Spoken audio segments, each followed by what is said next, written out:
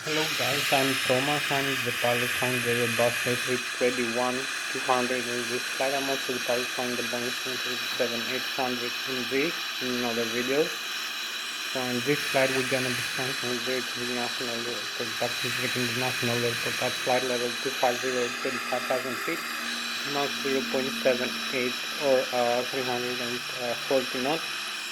And I'm right now in the cockpit for the takeoff preparation, and I'm going to be explaining some of the Airbus A321 cockpit and aircraft systems and instruments, and maybe we're gonna make our engine start display, and I'm going to be explaining you the process. So right now, here is the cockpit of the Airbus A321. Let's say this is the primary flight display. You can see here the horizontal situation indicator, which shows the altitude of the aircraft in terms of the horizon, and also shows some limits in terms of the flight controls input from the side stick, and I'm going to be explaining later that. Here is the airspeed, which can be selected or managed. Right now it's managed here because the autopilot airspeed knob is pushed in, so it's dash.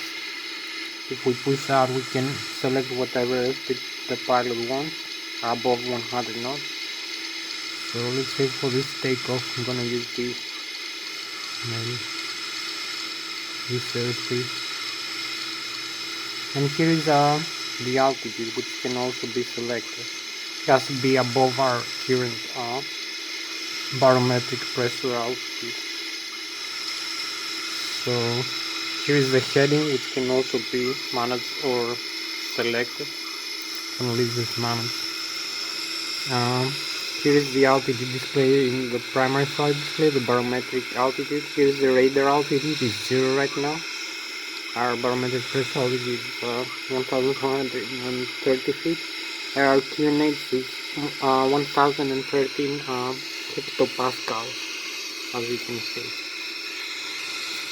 Here is this is for the lateral guidance. Is the horizontal situation indicator heading, which can be true magnetic, and also displays ILS and other flight director settings, localizer, and this kind of also instruments which are used for approach and landing mostly.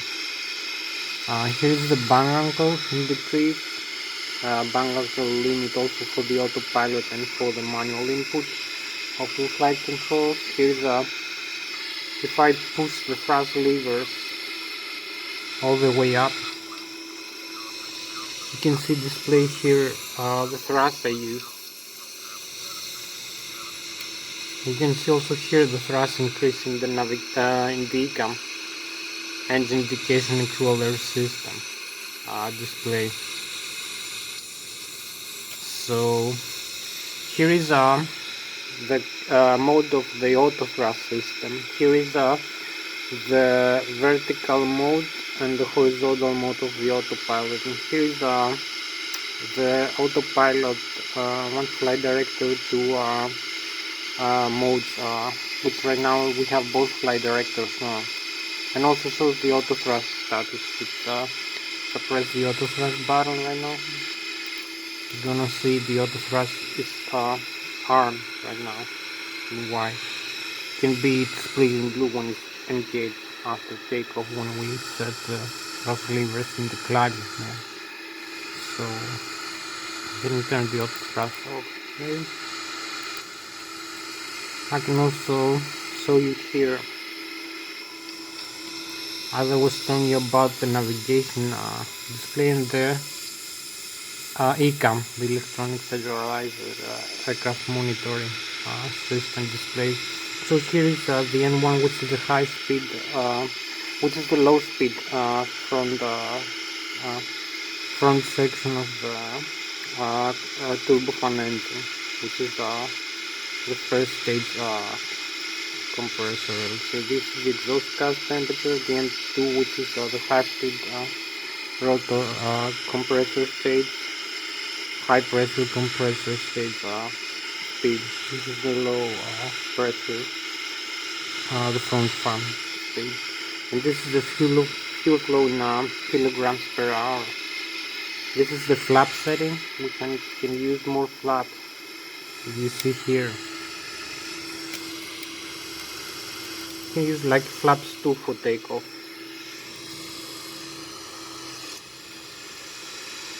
Which I can retract to 0. Some other warnings here. Here's the fuel on board, which is 5,560 kilograms for this flight. So here we have some exterior view. You can see. I'm gonna show you for the flight controls.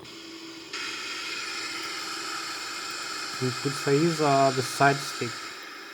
You can see I can move the side stick, and this cross represents the side stick input, which gives an order to the flight control computer, the Lx and the sex and the fax in this aircraft, to change the position of the flight control, which are controlled electrically by actuated hydraulically, as far as I remember. So you can see here I'm using this side stick also to flying this aircraft. It's pretty much a replicator from the Airbus. And here's the thrust lever's position when I move this.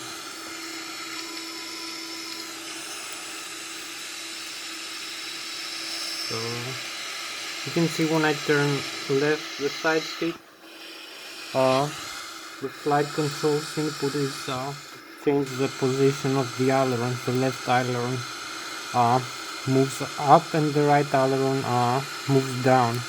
So it makes the aircraft bang roll to the left. When I do the opposite, we make a turn to the right. The right aileron goes down and the left aileron goes up, and it turns to the right, bang roll to the right. And it's also spoilers, flight spoilers input. It's doing the same thing in either wing. When I do an input of pitching up, you can see the tail of the aircraft here, the horizontal stabilizer elevator moving up and down, which is this part of the horizontal stabilizer that pitches up or down the aircraft. Also, I can use the rudder pedals like that for this flight to move the rudder. I'm going to show you a small system. This pitch up, pitch down, bang left, bang right, bang left, and maybe we can use the thrust reverser here. You can see the thrust levers are very good replicator in terms of the actual aircraft. You can see the reverse is locked here, maximum reverse. So you can see the reverse is deployed here in the engine.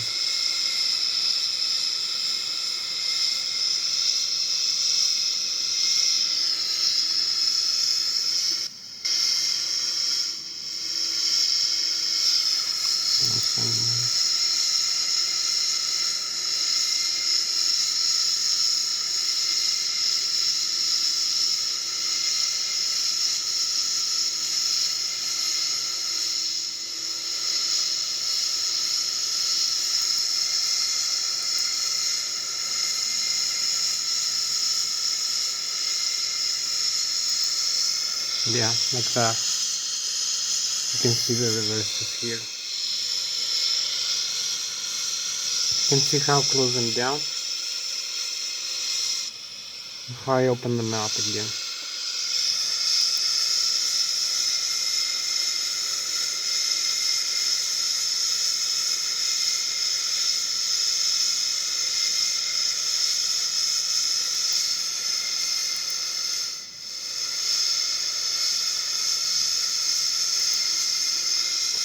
So I'm gonna leave this for the moment.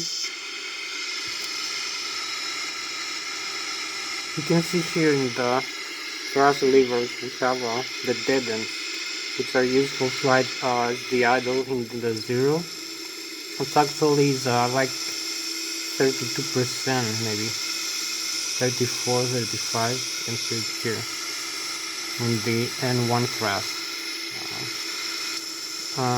If I use the maximum reverse, you can see here the percentage of the engine thrust produced. So the thrust lever angle. Here's the glide tendon, the flex density, flex maximum continuous thrust, and the takeoff go around. We use takeoff go around for takeoff all the way here up.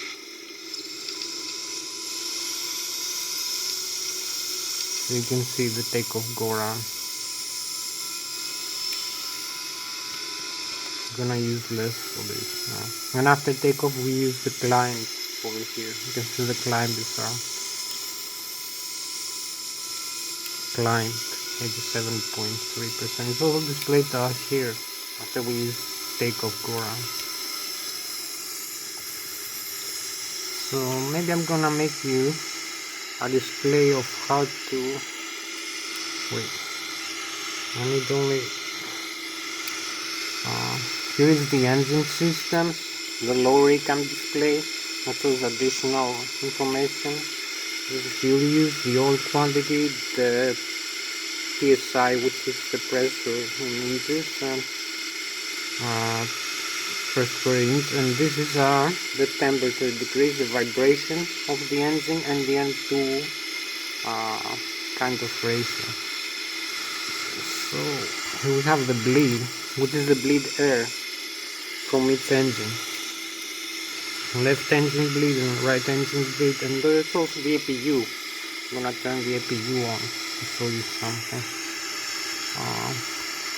This is the APU start engine master and start switch. The APU is the auxiliary power unit, which is used in case we have no engines working in the ground. So I'm gonna see the electrical here. Here's the right engine, the left engine, and the right engine electrical. Here we have 37%, 55%, 115 volts, 399 hertz. Pretty much the same for the right engine. Here's the APU right now is 0 because I think it's not connected, but it's working. Must have started by now. Here is the batteries, and we have two batteries, battery 1, battery 2. Here you can see now the APU starting. Here is available now. So if I'm gonna turn off the engine, I'm gonna show you. Here's the great drive generator of each engine for this aircraft. The left engine and the right engine, which produces alternate current. Maybe I'm gonna make you an engine start demonstration. So if I'm gonna turn off the switches here, we're gonna turn off the engine. You can see the display here is off. It's going off, and the electrical generator went off right now from its engine.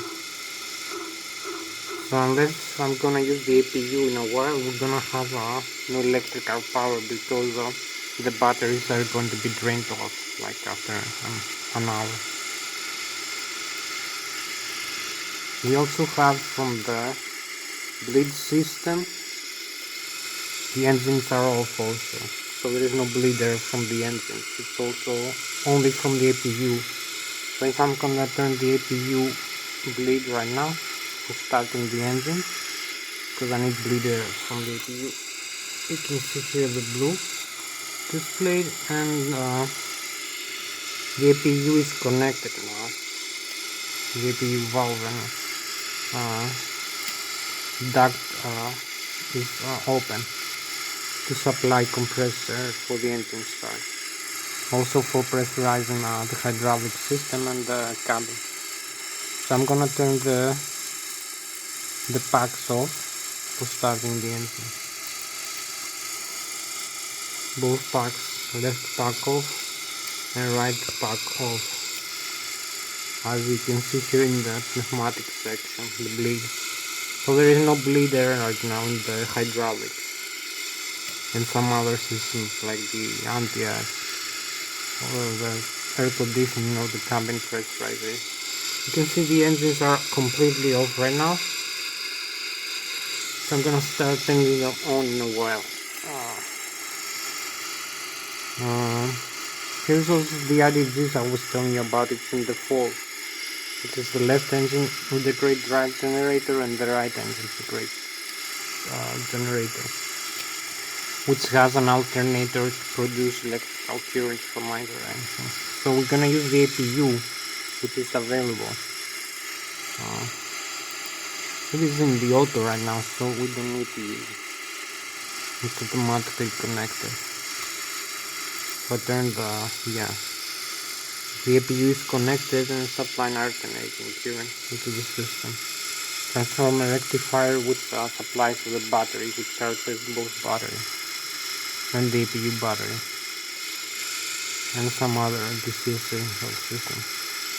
Also supplies alternating current to some other system through the AC essential alternating current, for example. You can see we also have here the hydraulics panel, the fuel panel, the fuel pumps. I can turn off or on. So you're gonna see if I turn the fuel panel here, the systems in detail. I turn the left fuel pumps off, both the primary and the standby. There are two for each fuel tank.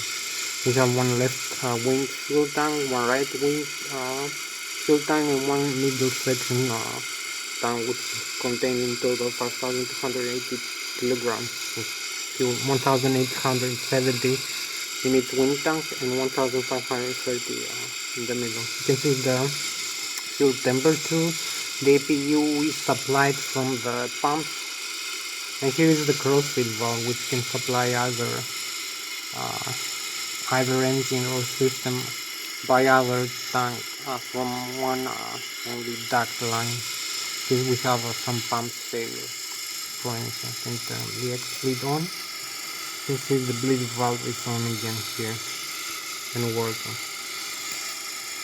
The X-bleed. So I'm gonna turn the X-bleed maybe off. You can see here turn off and on. The sender tag is the system. I'll turn this off. I don't need it right now. So here's the hydraulics, the fire suppression system. I'm gonna show you some other. Here's the flight controls computer. The Lszh, the Lszh and the FAC. They're in either side. Some of them in the right side, some of them in the left side. I'm gonna be telling you about another time for this. So for starting the engines right now, we have compressor. We have fuel pumps on. We have electricals as needed from the APU. So if I'm gonna turn here in the bleeder, you can see it's correct. So I'm gonna turn maybe the engines here. I'm gonna turn this engine master switch to the on position, the ignition start. So maybe I can have an outside view of the engine. Show you. They're start right now. So I'm gonna start the left engine first. You can see them slightly moving. The engine started compressor. Now I'm gonna turn this engine master switch on, which initializes the FADEX, which is the full authority digital engine control computer for its engine, which controls the fuel flow, the ignition, the engine starter valve, and other systems. Here we have the engine spinning. You can see the left engine started. correctly, very fast actually. We have the N1 at the 17.18% right now. The right one is still at 0. You can see the difference in the temperature. The one has 377 degrees, the other is 12. So I'm gonna continue now with other systems. You can see now we have bleed from the engine, from the left engine, but the right engine is still off. So the electrical is the same. We have electric power from generator 1, which is the left engine, but the right engine is still off. We have the APU also there. So I'm gonna turn this again, the other switch, the engine 2 master switch is gonna turn on. You can see it here. Maybe. I don't know how well you can see. The spinner here has started spinning. So you can see it's almost started completely. We have all the systems active. So I'm gonna do this very fast now. This is the flight control now. I move the side stick and you can see the input of the flight control. The ailerons, I was showing you the left aileron, the right aileron, the spoilers, they're all spoilers, and the speed brake, and the rudder, which is pitch up or pitch down, over here.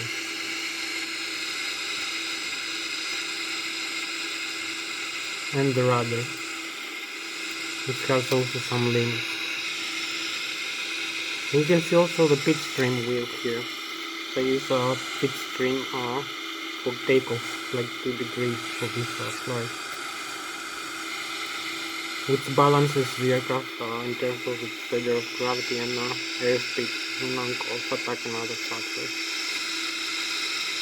Maybe flap settings, spoilers, other things.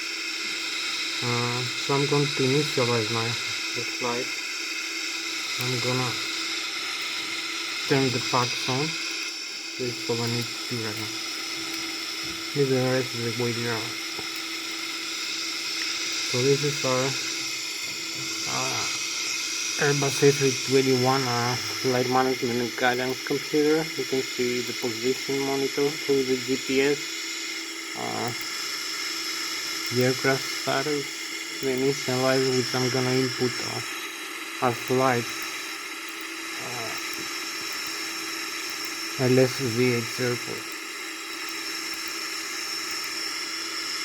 from Zurich International to Zurich International, flight level 250, 35,000 feet, with minus 35 degrees temperature. I'm gonna use a departure runway 14, 3,302 meters with ILS frequency of 111.75 Hz.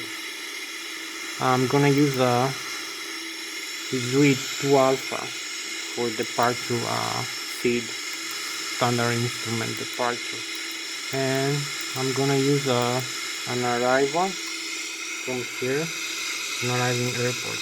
You can see here, I'm gonna see the other display, the navigation display. Okay. Here I have the plan right now. This is the flight plan created. I'm gonna use the sender display. You can see the waypoint I'm gonna fly from, and maybe the range increase.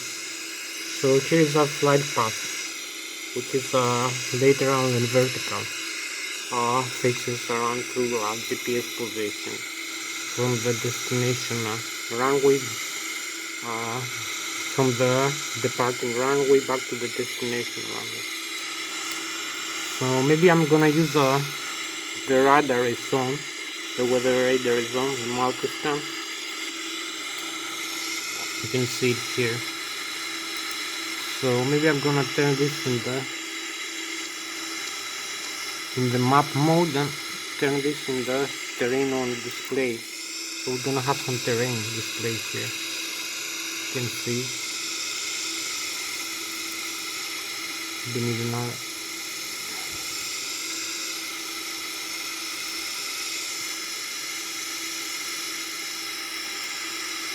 You can see different colors now. This is the terrain around us. If I use maximum range, maybe, yeah, you're gonna see almost everything. And I'm gonna show you some airports around us, all the way to 320 nautical miles. You can see almost some parts of France, some parts of Germany, some parts of Switzerland, some parts of Austria, of Italy. I'm gonna decrease this a little bit. Okay, maybe we have a departure, arrival, yes, Lszh 142.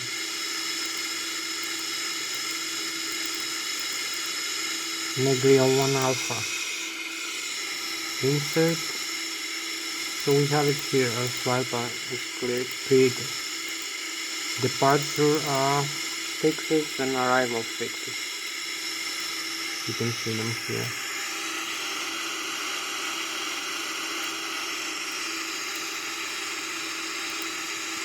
Okay, so we have the whole flight plan, which is closed right now. So I'm gonna use the flap settings, flaps 2,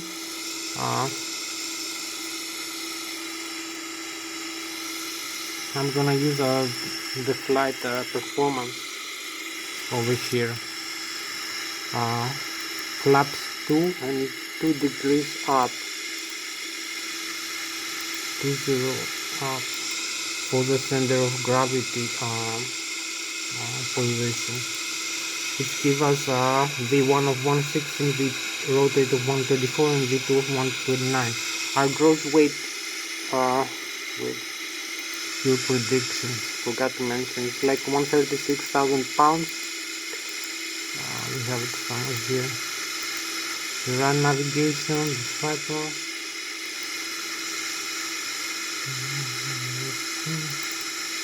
We don't have it right here, but it's there. So we're gonna use a V2 of 139 transaltitude. Okay, and I'm gonna increase this to the 35,000, the autopilot target altitude, which is selected right now, and managed also. So RSPD selected 251 knots. I'm gonna have it here. Maybe use the ILS on. For this we have the ILS rating here tuned for this airport, and I'm gonna take off very quickly because we have only like 25 more minutes, maybe 30, yeah, 35 more minutes for this flight, so I'm gonna have to be fast. You can see a nice view from outside from the Airbus A321 and the Zurich airport and the runways. So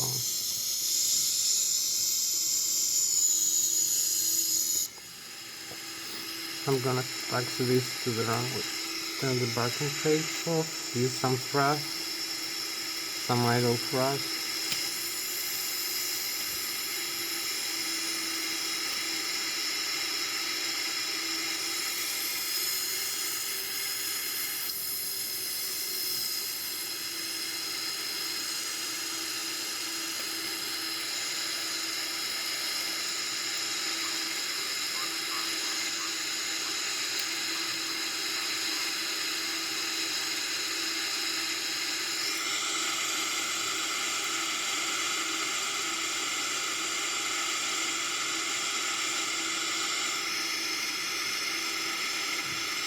I'm gonna use the parking brakes again, stabilize the position.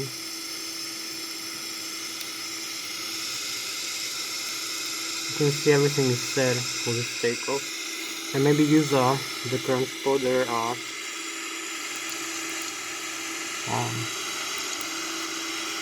We want some other aircraft displayed here. Okay. So we have some traffic alert advisory here. See, we have some other aircraft flying around. So here's the airspeed argos telling you the altitude, the heading. Here's the localizer frequency, which is tuned from the radio management panel over here automatically through our flight management guidance computer. So here we have it. We use a full toga for this flight. You can see it's displayed over here, and also the engine thrust is increased. Disconnect the parking brake. The auto thrust is armed, displayed in blue.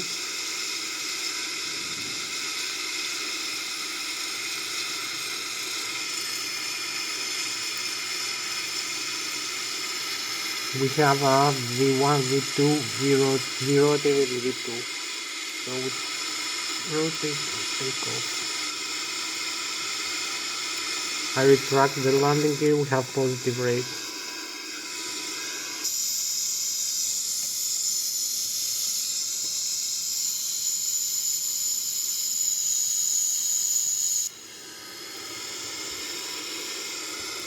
So you can see here how we take off. We have a managed speed over here, selected speed actually. So I retract some flaps.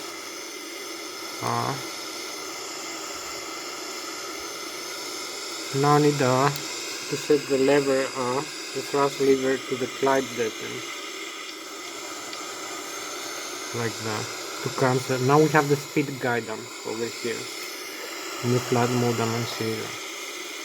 So we have another 22 minutes to go for this flight, so I have to be fast. Glide fast and descend fast. So maybe use a little bit more airspeed here. I don't know.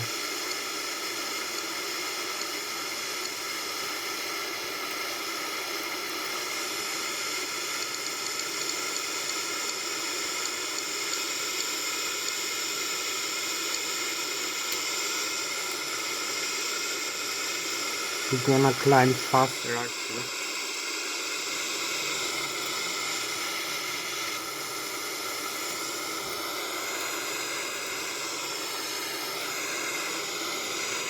You can see some terrain here in distance, like 18 nautical miles away.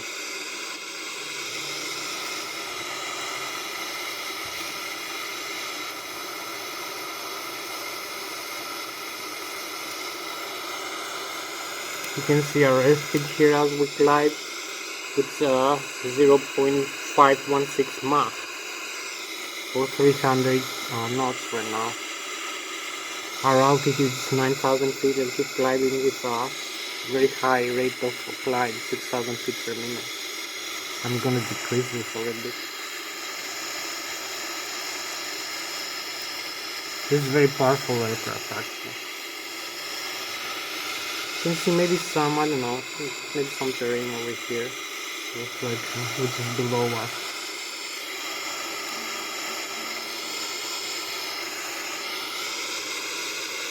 From the radar.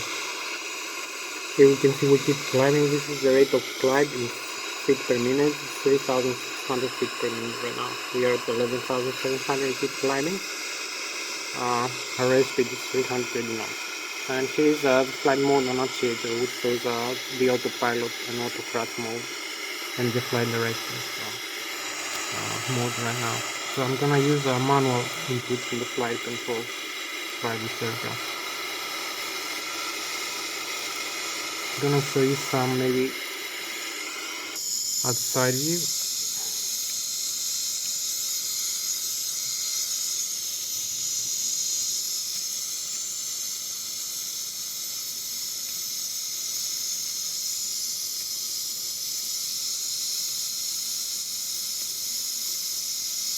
From the Airbus.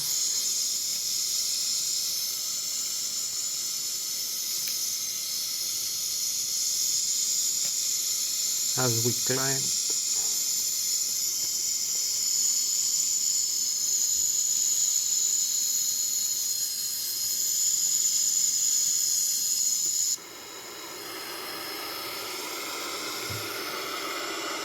to our target waypoint, the first one. We have another 19 minutes to go, so maybe we're gonna start descending in a while.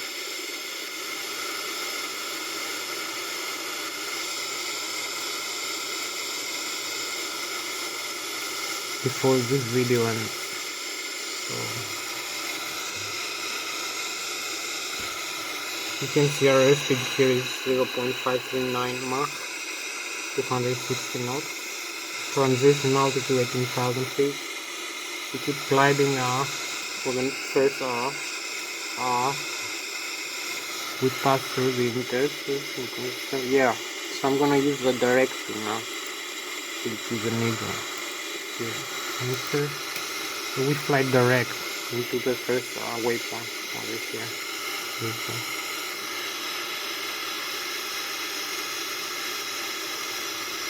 You can see an arc is being created.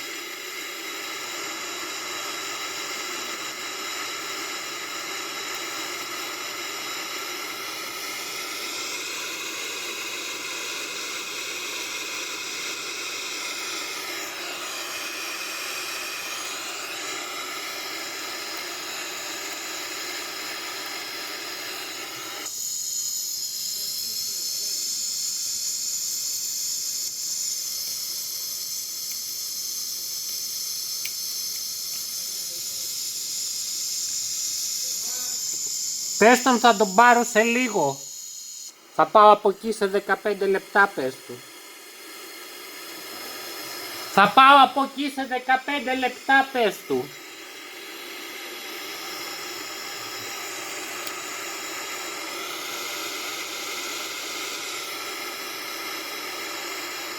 And 17 more minutes to go, so I'm gonna climb a little bit faster for this flight to reach our target altitude and then descend back to the airport.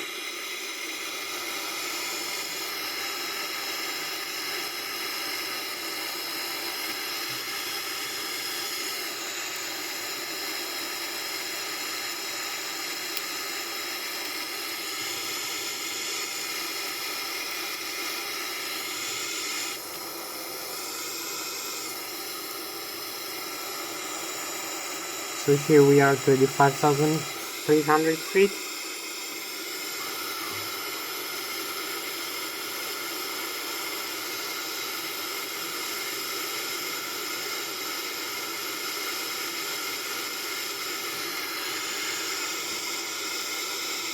We have our speed guidance over here and flight guidance.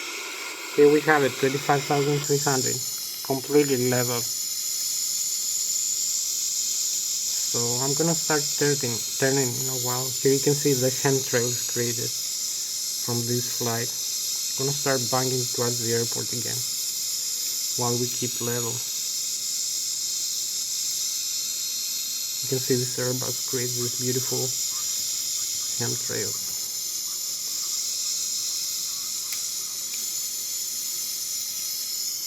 So I'm gonna start turning very quickly back into the airport for the landing process. We have 16 minutes to go for this flight, so we have to be very fast. You can see how perfectly well is aligned our aircraft in terms of its vertical position. The flight control computers control the aircraft in flight and trim automatically the aircraft. We have the auto trim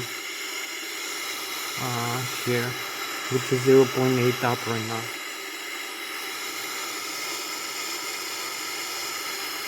The auto thrust and the auto trim from the flight control computers and the flight management computer. Over here, a beautiful turn back into the airport, completely level, not losing, not even maybe like a couple of feet from our target altitude while we bank turn this aircraft.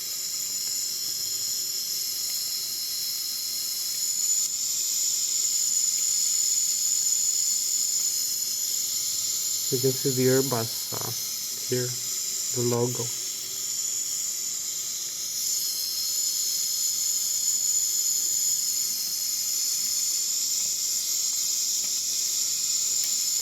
And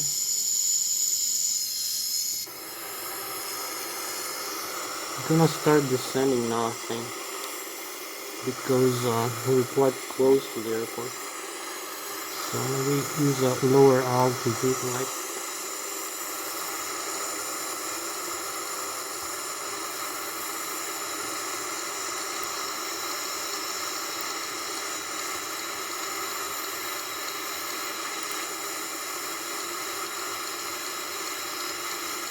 7,000 alpha, which is our first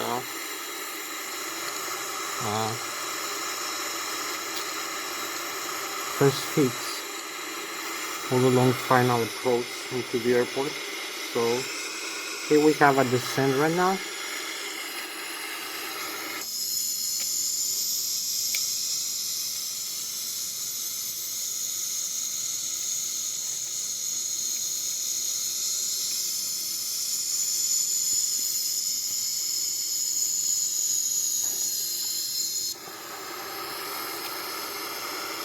Descend towards our airport.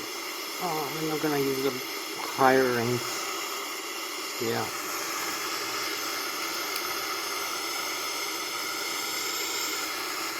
I'm gonna use the front view. We are. And now, less range. So that's where we are right now. We need to make a left turn. We have 13 more minutes to go into the airport. Here's the Zurich. You can see we are descending. Maybe this is monolith.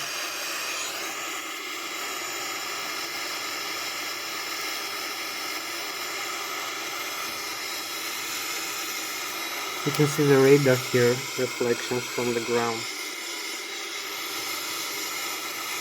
And our distance from the airport is gonna be, I'm gonna change this, actually I'm gonna use the direct to again.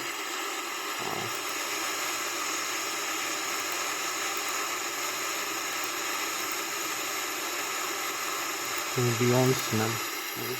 And insert, and here we have it. We're going directly into the airport.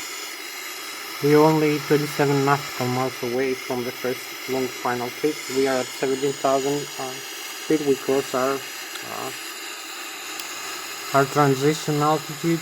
Maybe we're gonna change the airspeed a little bit. We have 11 more minutes to go.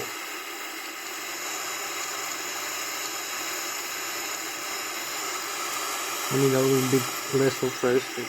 As you can see in the navigation display, we have idle right now. But our dead end is declined for this aircraft because it's managed by the autothrust.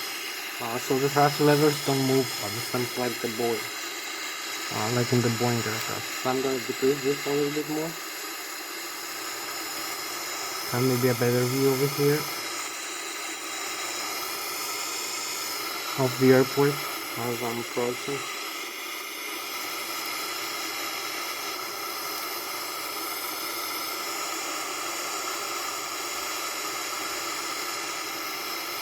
So you can see the primary flight display, the flight mode annotator, the altitude, the vertical speed, in feet per minute 0 right now. Airspeed is decreasing 0.6 Mach right now. It was a little bit more than that.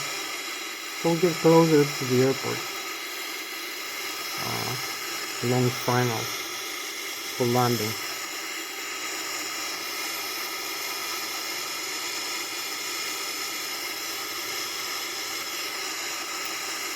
I have no other aircraft right now flying around.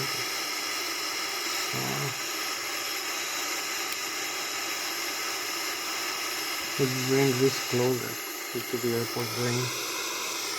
So maybe we can use a different kind of approach for this. Maybe I'm gonna make a shortcut to the ideal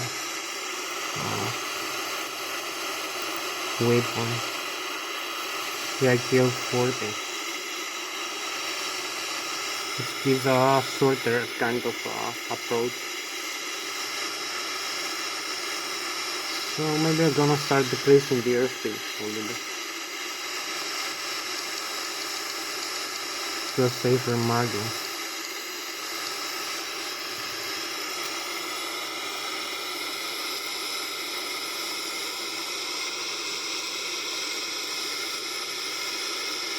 Maybe descend a little bit further, activate the approach phase. Descend approach. Full configure cruise phase.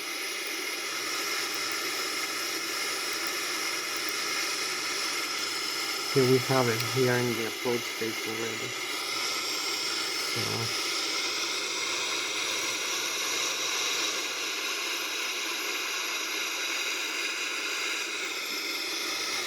So we have 8 more minutes to go, so we have to make a fast landing, like we did with the Boeing the other time. So maybe decrease the airspeed a little bit more.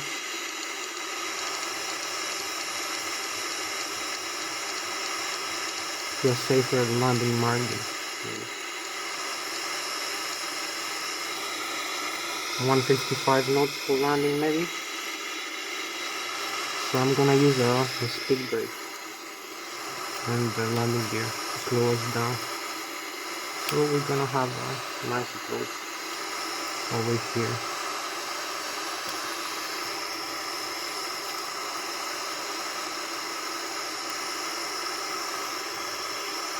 Use the localizer also.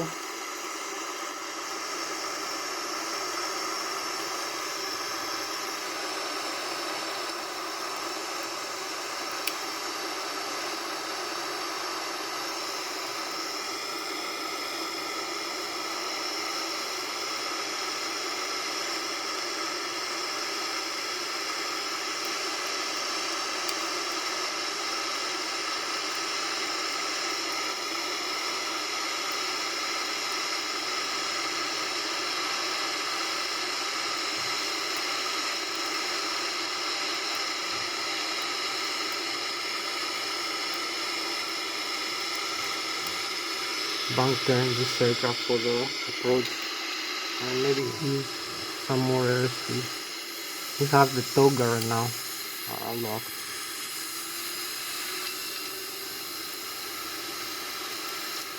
Use some flap for landing.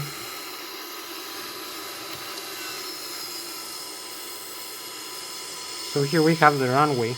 We are about to land. We're very close to the landing point.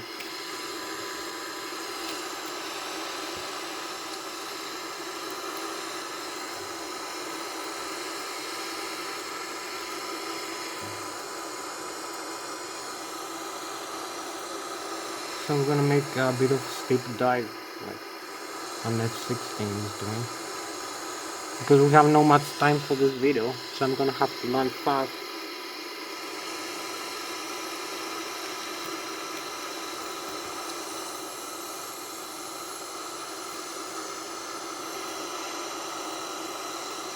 The auto thrust is off, autopilot is off.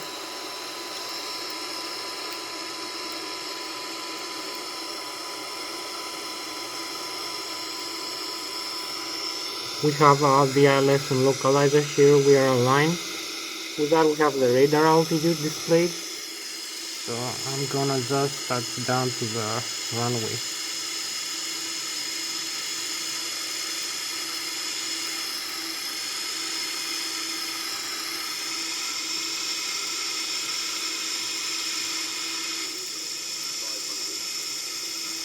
$500, $400, $300, $200, $100, 50, 40, 30, 20, Rita, 5. Here we have it. We touch down and slow down, use the brakes and the reverse thrust. The thrust reverse, maximum thrust reverse.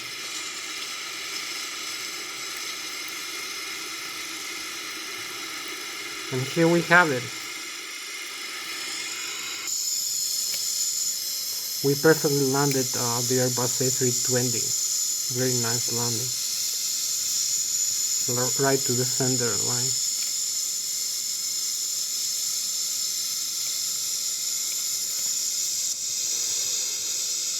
The Airbus A321. You can see the landing gear over here.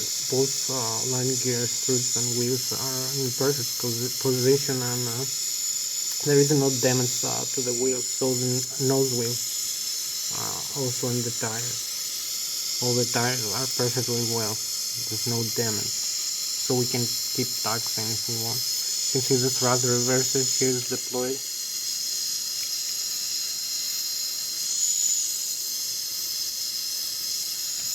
So this is it for this flight.